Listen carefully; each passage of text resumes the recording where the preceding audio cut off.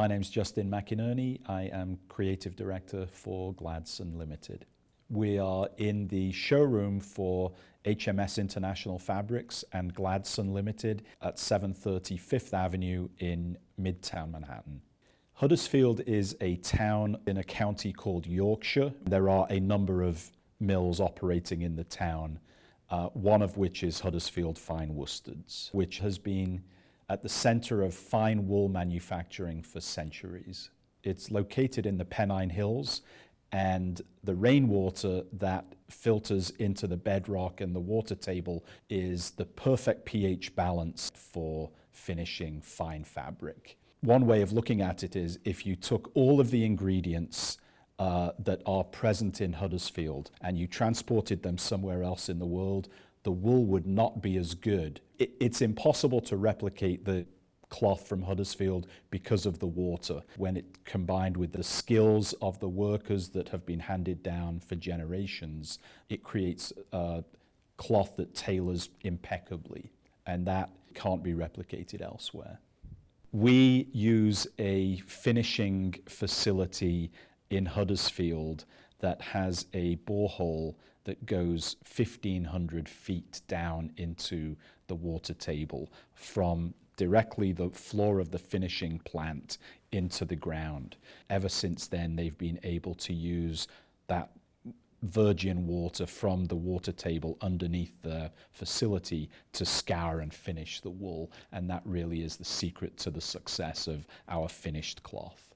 In the past, it was a very manual process to manufacture the cloth, whereas today we use the most up-to-date machinery available in the market. We are the merchant of wool and cloth to Her Majesty that she has granted the royal warrant to. Royal warrants are granted by senior members of the royal family to suppliers who've been supplying them with products or services for 5 years or more. In our specific case, we manufacture a cloth for the Balmoral estate, which is Her Majesty's estate in Scotland, and all of the workers on the estate wear a cloth that is provided by us exclusively. It's actually a great pleasure to be able to visit our offices in London and go around to all of the tailors on Savile Row, and it's a wonderful experience getting to see the behind the scenes. It's really a privilege to do that. Manufacturing our cloths in Huddersfield, England is really as authentic as you can get. And that's what I think the tailors there really appreciate, the authenticity of that cloth. That's one of the reasons I'm very excited to be involved with Gladson, because we have a portfolio of the finest English cloths in the market, and I have the dream job of being able to represent and promote them for Gladson in the United States market. It's really a dream come true for me.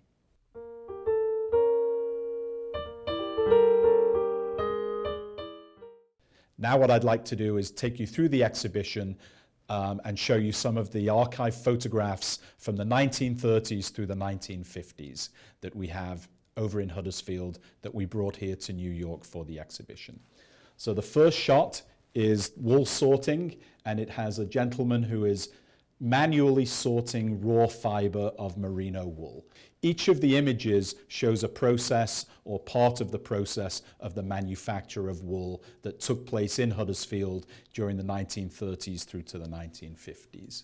The second shot is called turn winding, and it shows a bobbin being wound with yarn on it. And as you can see, it's a very archival image from probably the 1940s.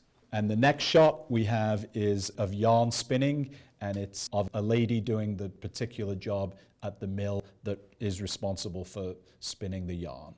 The next couple of images of the Huddersfield Factor exhibition show the spinning process. You'll notice how manual the process was back in those days. It's really much more automated today, but it's interesting to see how specific and manual it used to be. Then we move on to warp preparation. One of the things that we liked about this particular image was the gentleman who is preparing the warp has a fantastic series of tattoos and a really great haircut. We really like that about it. One of the most arresting things that I found when I discovered these images in our archives at Huddersfield Fine Worsteds was that a professional photographer had been engaged to come in and professionally take these black and white images that look as if Ansel Adams had actually been the photographer of them, because they are so beautiful that we decided that we really wanted to showcase them in an international way, and that's why we decided to do the exhibition in the first place, and that's why we selected New York City as an appropriate venue for them. So we move on from the warp preparation. This is the next image shows the handloom pattern weaving. This is one of the very few machines that we actually still use today, because this is how we weave blankets. Then we come on to another image, a profile image of the same gentleman who was doing the warp preparation with his cool tattoos and his cool haircut.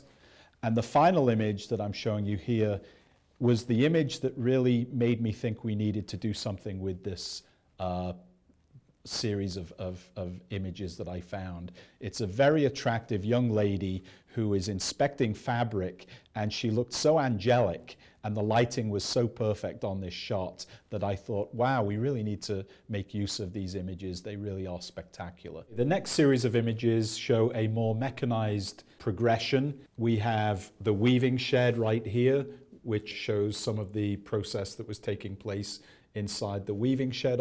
Then this is an image of Hattersley pattern looms, and as you can see, there's a lot of machinery involved there as well. Automatic weft winding, so things are becoming automated in the industry. And then finally, fabric tentering. What I like to say about this particular image is, in England, we have an expression that says, I'm on tenterhooks, and that expression relates directly to the tentering of fabric. When a fabric is tightened by little hooks up the selvage and it keeps the fabric taut, they're called tenterhooks, hence to be on tenterhooks. Okay, the next section is what we call our royal section. It records a number of royal visits to Huddersfield. The first image is from 1932.